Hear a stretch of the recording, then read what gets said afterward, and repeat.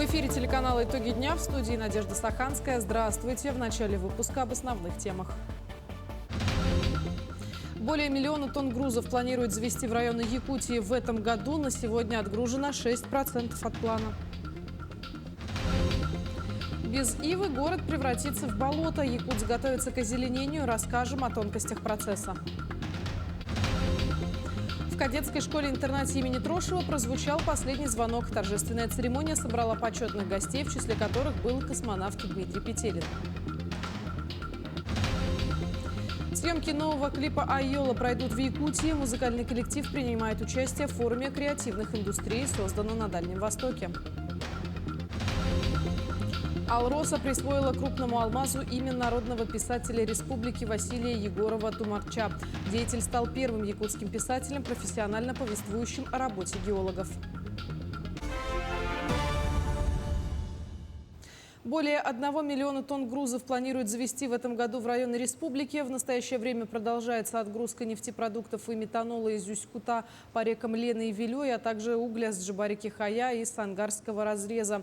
Открытие навигации в этом году прошло в более ранние сроки по сравнению с предыдущим годом. Для выполнения навигационного плана планируется ввести в эксплуатацию 722 единицы флота. Якутск останется без мусорного полигона. В скором времени его закроют, а вместо него начнет свою работу мусороперегрузочная станция с собственным местом захоронения мусора. Как будет работать новый объект, узнавала Вероника Таюрская.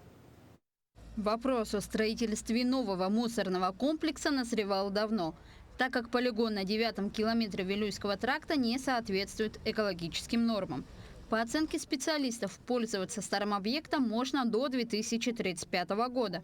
Но уже сейчас становится понятно, что полигону после закрытия потребуется рекультивация. Сейчас будет делаться ПСД, проектно-сметная документация, определяться метод, по которому будет рекультивироваться полигон. И, соответственно, если это будет активный метод, то, соответственно, рекультивация будет там в течение 4-5 лет. А если пассивный, то это уже 3 года. Новый мусорный комплекс, состоящий из мусороперегрузочной станции и полигона, готов наполовину. Уже построен сам полигон с сопутствующей инфраструктурой, а именно весовым контролем для автомобилей, хозпостройками и очистительной станцией для воды. На очереди строительство мусороперегрузочной станции. Полигон будет запущен по мере строительства мусороперегрузочной станции. Сегодня мы схему расположили. Это в 9-м километре в существующем полигоне будет прессовая, который будет мусор запускать под пресс. И прессованный мусор будет в 26-м километре сортироваться и в 27-м километре захораниваться здесь, уже на новом полигоне. Отсутствие финансирования стало главной причиной задержки строительства мусорного комплекса на 27-м километре Вилюйского тракта. Сейчас этот вопрос решен. В настоящее время ведется работа по согласованию проекта с надзорными органами, в том числе с Росприроднадзором. Обсуждаем, как решить быстрее вопрос по запуску данного полигона, потому что это одна из первоочередных задач, как я понимаю, города Якутска вывозом твердокоммунальных и строительных отходов. Акцентируем внимание на экологические вопросы, насколько предусмотрено по недопуску загрязнения окружающей среды, технология, какая используется, потому что все мы понимаем, арктическая зона, вечная мерзлота, тут была применена технология, которая в других местах не использовалась. Мусороперегрузочная станция с полигоном – долгожданный объект для якутян. Комплекс решит проблемы с переполненностью старого полигона, экологией, а также с переработкой мусора. Так, те твердые коммунальные отходы, которые можно переработать, будут спрессованы и отправлены в другие города. А оставшиеся отходы будут захоронены на новом полигоне. Вероника Таюрская, Илья Сыромятников, Якутск. В Якутске начинаются работы по озеленению. Так, в этом году планируется высадка более 1 миллиона цветов, а на скверах и улицах столицы уже растут новые виды деревьев. О том, какая работа ведется по озеленению столицы региона, знает Тимур Колмогоров. На просторах и улицах столицы с наступлением теплых солнечных дней растительность начала оживать и зеленеть. Вместе с этим для дальнейшего роста им необходим надлежащий уход. Так, по всей дорожно-транспортной сети Якутска проходит уборка улиц и своевременный полив растений. По проспекту у нас полив происходит. Раза 2-3 в неделю у нас он происходит. А на данный момент объем вывезенного мусора, в том числе твердых бытовых отходов, на Вилюйском тракте с 24 апреля по 24 мая у нас составляет 710 кубометров. Это у нас, если считать субботники. Смета у нас с 1 по 25 мая где-то 2697 кубометров. Также по уборке прибордюрных дорог уже выполнены работы на 23 улицах. Ежегодно среди предприятий, организаций, садоводов и жителей города в рамках озеленения проходит конкурс «Зеленый кубок столицы», посвященный 80-летию Великой Победы. В связи с этим будет добавлена новая номинация «Клумбы Победы». Кроме того, в этом году живыми изгородями будет озеленена набережная Романа Дмитриева. В конце этой недели пройдет высадка в парке Победы, пройдет акция «Сад памяти». Эта акция всероссийская, она проходит уже 6-й год. И по всей России высаживается более 27 миллионов деревьев в память о каждом погибшем в Великой Отечественной войне. Высадка растений и деревьев начнется с наступлением июня и затронет многие площадки, скверы и улицы столицы. Таким образом, город станет не только красивее, но также и более экологически чистым. Тимур Калмогоров, Айлита Махно, Якутск. Знание – это сила, а профилактика – лучшее средство защиты. Именно с таким настроем специалисты Алданского центра СПИД встретились с молодежью, студентами политехникума и провели медицинский ликбез. На встрече побывали и наши корреспонденты. Предупрежден, значит вооружен, особенно когда знания касаются твоего здоровья. Специалисты Алданского центра по профилактике СПИДа встретились со студентами политехникума и доходчиво рассказали молодежи, как уберечься от синдрома иммунодефицита и чем он грозит здоровью человека. Я хочу сказать, что они очень многие знают про эту инфекцию, отвечают правильно. Они знают, что такое ВИЧ, что такое СПИД, они знают пути передачи, они знают, как уберечь себя от этой инфекции. Почему они знают? Потому что мы регулярно посещаем это заведение с лекциями, с профилактическими. Встреча не ограничилась режимом диалога, в котором студенты показывали познания о СПИДе, а специалисты по необходимости их поправляли. Наглядно была смоделирована ситуация, в которой молодые люди подвержены риску, находясь в атмосфере тусовок и соблазнов. Пример основывался на обмене жидкостями, так как передача инфекции происходит через кровь и половым путем. А у кого стаканчики не окрасились, покажите. У меня не окрасился никогда. Контакты были защищены. Этот парень здоров. Очень было познавательно. Я уже понял, что надо, если на тусовках бываешь, надо предохраняться, именно остерегаться таких мест, где именно там зараженные, в случае чего. Не сразу же видно, кто заражен. Надо именно сразу так вдуплять, что где кто заражен, может чем кто болеет. Предохраняться. Да. Несмотря на то, что тема ВИЧ очень деликатная и молодые люди порой покрывались румянцем, специалисты уверены, что вся информация, которая прозвучала на встрече, была воспринята адекватно и без сомнения будет полезна молодым людям. Руслан Павлов, Александр Лукин, Алдан. Сегодня профессиональный праздник отмечают работники российских библиотек, хранители знаний, традиций и культуры. Этот день особенно значим для Национальной библиотеки Якутии. В этом году она перешагнет вековой рубеж. Об истории главного книгохранилища республики расскажет Эржена Гармаева. Современный человек привык к доступности знаний. По запросу в интернете мы можем найти заинтересовавшую нас книгу в любое время дня и ночи. Но так, конечно, было не всегда. Первая публичная библиотека в Якутске появилась не так давно, чуть меньше 150 лет назад. Она открылась по инициативе епископа Якутского и Вилюйского Иакова. И увлекательный книжный мир наконец стал доступным для всех горожан. Ну, почти для всех. Чтобы стать читателем библиотеки, нужно было приобрести подписку стоимостью 5 серебряных рублей. А бесплатным книгохранилище стало благодаря губернатору Ивану Крафту. Иван Иванович понимал, как важно дать возможность всем, в том числе бедным слоям населения, просвещаться. А еще с подачи Крафта у библиотеки появилось собственное здание. До этого библиотека размещалась в плохо приспособленных для хранения бумаги помещениях, например, в гостином дворе, что по сути было большим рынком. Меж тем фонд читальни разрастался, а книги банально не умещались в тесных комнатах. С 1908 года Крафт консолидирует усилия, то есть средства состоятельных горожан для одной цели – строительства нового здания библиотеки. Нетипичное для Якутска кирпичное сооружение открылось 5 октября 1911 года. Новое здание дало большой толчок к развитию библиотеки. С 1911 по 1916 года книжный фонд увеличился почти на 8 тысяч томов.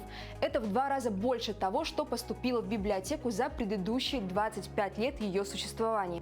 С приходом к власти большевиков городская публичная библиотека была реорганизована в Национальную библиотеку Якутии. Отсюда и берет свое начало главное книгохранилище республики. В 1925 году сюда приехала большая комиссия Академии наук СССР, в составе которого были ученые крупнейшие. И для этой комиссии, для экспедиции необходима была научная база. И здесь по инициативе Максима Кировича Амосова, председателя Совета народных комиссаров Якутской ССР, была создана первая научная библиотека здесь, в Якутии.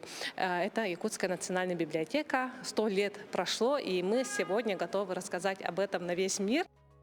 За 100 лет утекло много воды. Больше не существует ни СССР, ни Якутской автономной республики. А Национальная библиотека остается духовным, культурным и просветительским центром нашего региона. Нерюнгринская библиотека отмечает двойной праздник. Речь об Общероссийском дне библиотеки и о 15-летии Нерюнгринской городской библиотеки.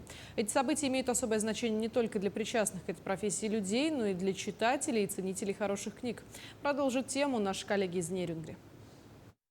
Как и в любой праздник, в этот день звучат поздравления от коллег и друзей работникам библиотеки, слова благодарности за их нужный и полезный труд. Это настоящий храм знаний, где каждый может найти вдохновение и ответы на все свои вопросы. За 15 лет своей плодотворной деятельности Нерюнгринская библиотека выиграла 5 всероссийских грантов, 8 республиканских, 6 международных конкурсов, 11 всероссийских, 19 республиканских.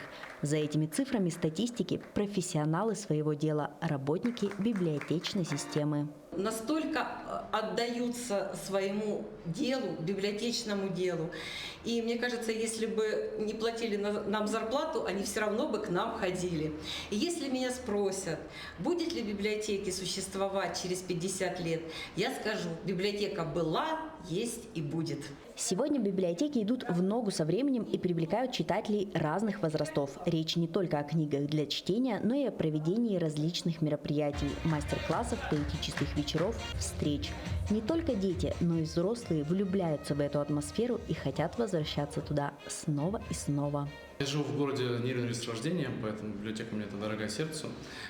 Действительно, библиотека менялась годами, и она была такая книжная история. Мы рефераты здесь писали, когда учился в школе. Сейчас это такая более медийная история, более медиа история. Библиотека стала центром притяжения молодежи, пенсионеров, не только читальный зал, но и кинозал, и мероприятия различных. Поэтому библиотека живет, будет жить, развивается. Библиотека – это то место, где люди встречаются, влюбляются, общаются. Пусть в ее такой маленький юбилей она продолжает расти. Поздравить с профессиональным праздником библиотекарей пришли руководители самых разных сфер, а также творческие коллективы города. Заслуженных работников наградили почетными грамотами и памятными подарками. Екатерина Павлова, Александра Цыбикова, Нерюнгри. Глава Якутии Айсан Николаев провел встречу с участниками башкирской фолк-группы «Айола», хедлайнером Международного форума креативных индустрий, созданного на Дальнем Востоке «От творчества к экономике». В ходе беседы обсудили развитие креативных индустрий и их влияние на экономику регионов. Участники группы поделились своим опытом и планами, в том числе съемкой нового клипа на территории Якутии. Напомню, что 29 мая в 20:30 на Комсомольской площади в Якутске запланировано выступление группы «Айола». В марте этого года композиция вошла в 5 самых популярных треков «Шазам». Группа активно продвигает национальную культуру через современные форматы и является ярким примером того, как творчество становится двигателем экономического и туристического развития. Остались считанные дни до старта форума креативных индустрий «Сделано на Дальнем Востоке». В рамках управленческого блока на форуме пройдет финал новой образовательной программы по развитию креативных пространств. Подробности далее. Образовательная программа по развитию креативных пространств охватила свыше 100 представителей творческих индустрий и культурных учреждений из 11 регионов Дальнего Востока. Все они будут защищать свои проекты, которые посвящены концепциям новых современных кластеров. Команда Амурской области принимает свое участие в образовательной программе. Эта образовательная программа очень нужная, она очень активная, очень такая насыщенная по своей повестке и очень полезная. Программа помогла нашей команде сплотиться. У нас и представители администрации города, и представители Министерства культуры, и моего бизнеса, и креативного кластера, и Центра развития территории. Мы считаем, что такие программы, они нужны. Якутия – передовой регион в области креативной индустрии. В том числе на опыте республики другие регионы Дальнего Востока получат колоссальный опыт. АГИКИ является основным организатором образовательных курсов в сфере креативных индустрий. Внедрили сетевую программу с Дальневосточным федеральным университетом. Именно эта программа поможет нашим коллегам на опыте Якутии, даст хороший импульс для развития креативных пространств. Всего будет рассмотрено 10 проектов. Финалисты примут участие на предстоящем форуме. Лучшие проекты будут воплощены из мечты в реальность. Критически важное событие для того, чтобы эти планы, эти программы привести к единому виду, презентовать их в дальнейшем в Министерстве по развитию Дальнего Востока и Арктики. Образовательная программа не только укрепляет профессиональные связи, но и создает платформу для генерации новых идей и проектов, способствующих развитию креативного потенциала регионов. Креативные индустрии сегодня являются, с точки зрения именно экономического роста, самый быстрорастущий сектор экономики. Ну и, конечно же, креативные индустрии влияют на наши ценности, на наше духовное развитие. И в этом плане вот этот синтез как ценностной рамки, так и экономической рамки делают этот сектор экономики уникальным. На форуме креативных индустрий планируется большая деловая программа с участием зарубежных и российских экспертов. Программа мероприятия включает более 150 мероприятий и выступления 250 спикеров. Даяна Федорова, Тимур Калмогоров, Аэлита Махно, Якутск. В кадетской школе-интернате имени Трошева прозвучал последний звонок, ознаменовавший завершение учебного года. Торжественная церемония, прошедшая под девизом «Путь к звездам», собрала почетных гостей, в числе которых был и Герой России, космонавт-испытатель корпорации «Роскосмос» Дмитрий Петелин. Подробности далее. Для выпускников кадетской школы-интернат центральным событием стало выступление Героя России Дмитрия Петелина, который не только обратился к выпускникам с напутственными словами, но и лично вручил им нагрудные медали «Кадетское образование» в знак признания их успешного обучения и достижений. Я поздравляю с высокой наградой, надеюсь, что не последние, впредь новых достижений. Удачи! Мне, как космонавту, хочется, чтобы все-таки как можно больше молодых людей шло в профильные вузы. Это Можайка, это военно-медицинская академия, это, конечно же, летный институт Краснодарский и так далее, и так далее. Все, что связано именно с освоением космоса, с авиацией. Этот жест, как и весь визит космонавта, был встречен с огромной благодарностью и воодушевлением всеми присутствующими. Ну, вообще, да, очень было приятно. Не каждому дается такой шанс встретиться с Героем России. Планирую поступать в артиллерийскую академию, которая находится в Санкт-Петербурге, Михайловская. Ну, вообще, хочу связать свою жизнь с военной деятельностью. Важным моментом стало и вручение выпускникам 11 класса свидетельств об обучении по программе «Слесарь по ремонту и обслуживанию оборудования» в рамках федерального проекта «Моя первая профессия». Ну, так получилось, что с Ростовской области я переехал в Якутию. И вот было два выбора: либо эта кадетская школа, либо якутская. И вот просто порекомендовали, что лучше это. Но преподаватели здесь очень сильные. Мне кажется, только из-за них я золотой медалист, я иду на красный аттестат. Выпускники кадетской школы-интерната продолжат обучение в военных образовательных учреждениях, что открывает перед ними новые возможности для профессионального роста и служения Родине. Этот важный этап их жизни станет продолжением их патриотического пути и залогом успешного будущего в сфере обороны и безопасности страны. Принарядиться к Исеху могут теперь и москвичи. В столице проходит выставка продажи традиционной якутской одежды. Здесь можно приобрести халадаи, пальто, кожаные сапоги, а также изделия из меха. Всем пришедшим предлагают также примерить и ювелирные украшения. Все, что нужно для встречи главного праздника народа Саха. Ярмарка открылась благодаря запросу членов якутского землячества и проходит в постпредстве. Продлится она 3 дня. Так как летом на Исехе жарко, максимально выбираются натуральные ткани. То есть сейчас очень модно шить платья из вискозы. Они как бы не прихотливы в уходе, да. Ну вот, например, вот это, да? Платье это вискоза. Оно не капризное, то есть его можно стирать, гладить. И можно носить десятки лет. Алроса присвоила крупному алмазу имя народного писателя республики Василия Егорова-Тумарча. Деятель стал первым якутским писателем, профессионально повествующим о работе геологов. При этом, как отмечает сам Василий Назарович, признание его заслуг сегодня – это результат борьбы. Тему продолжит Саргалана Неустроева. В декабре 2024 года на трубке юбилейная был добыт алмаз весом 60,63 карата. Роскошный камень стал одной из главных находок года. Алроса решила присвоить ему имя Василия Егорова-Тумарча, чтобы навсегда запечатлеть память о его выдающейся деятельности в истории. Вот мы, геологи, решили, что все-таки дать имя алмазу геолога, писателя, который пропагандирует всю жизнь геологическую профессию. Это было бы справедливо. Спасибо компании «Алроса» и руководству, что тоже оценили эту нашу деятельность и творчество Тумарча. Самому Василию Назаровичу в этом году исполнилось 90 лет, но большую часть своей жизни он посвятил не писательству, а геологии. За его спиной не одна экспедиция. Именно Тумарча когда-то был одним из первых, кто открыл Сарылахское месторождение. Все данные о нем Василий Назарович описал в соответствующем отчете. Писатель признается, тогда, почти 60 лет назад, его заслугу не признали, но сегодня этот труд воздался ему в 100-кратном размере. Наконец-то справедливость восторжествовала. И это не могло бы быть, если бы не было вот этих парней. Они ценили, отчет читали, узнали правду и отстояли эту правду. Знал ли когда-то молодой выпускник геолого-разведочного факультета Василий Егоров, что его имя присвоит алмазу? Вряд ли.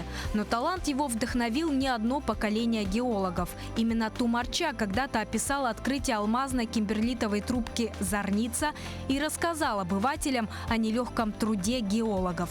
Саргалана Неустроева, Нюргун Старостин, Якутск. Линчане отметили День народного танца Асоха. Это мероприятие ежегодно собирает сотни горожан, и в этот раз традиции не были нарушены. В круговом танце приняли участие известные запевалы, жители и гости города. Ну а на празднике побывала и наша съемочная группа.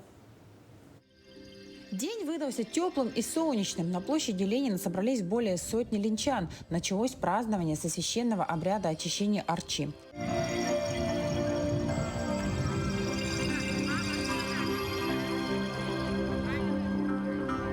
С праздником всех присутствующих поздравила заместитель главы района по социальным вопросам Анна Барбашова. Она отметила, что праздник там достался от предков. Мы обязаны его сохранить и передать будущим поколениям. Танец – это воплощение культурного наследия.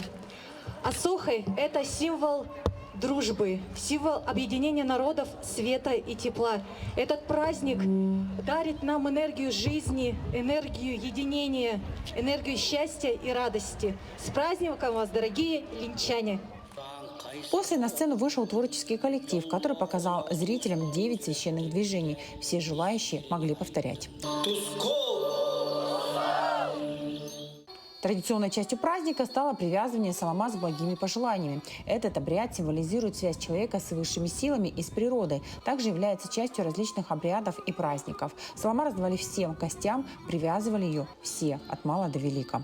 Замечательно, что объявлен такой национальный праздник. танец Осухай – это наша культура, наша история. Это тот танец, который объединяет народ. И очень хорошо, что сегодня на нашей площади присутствует очень много молодежи, потому что у нас есть возможность передать молодежи наше культурное наследие. Самой важной частью праздника стал массовый осуохай, который был исполнен под звуки барабана. Под песнопение известных в районе запевал, с каждым кругом танец набирал темп. Он объединил всех присутствующих. Это ежегодное мероприятие, к которому мы все активно стараемся принимать участие, потому что это все-таки неотъемлемая часть нашей национальной культуры. День Осухая – это, как вы видите, это танец, напоминающий восхождение солнца, приветствующий наш народ, приветствующий лето, обозначающий приход лета. И когда мы идем по кругу в исполнении Осухая, мы желаем друг другу светлое, доброе, мира, неба над головой. Также для гостей была подготовлена программа от творческих коллективов. Праздник подарил энергию жизни, дружбы, создал атмосферу радости и счастья. Светлана Балеева, Алексей Семенов, Ленск. К этому часу это все новости. Таким увидели этот день наши корреспонденты. Мы продолжаем следить за развитием событий. Ну а я на этом с вами прощаюсь. До встречи в эфире.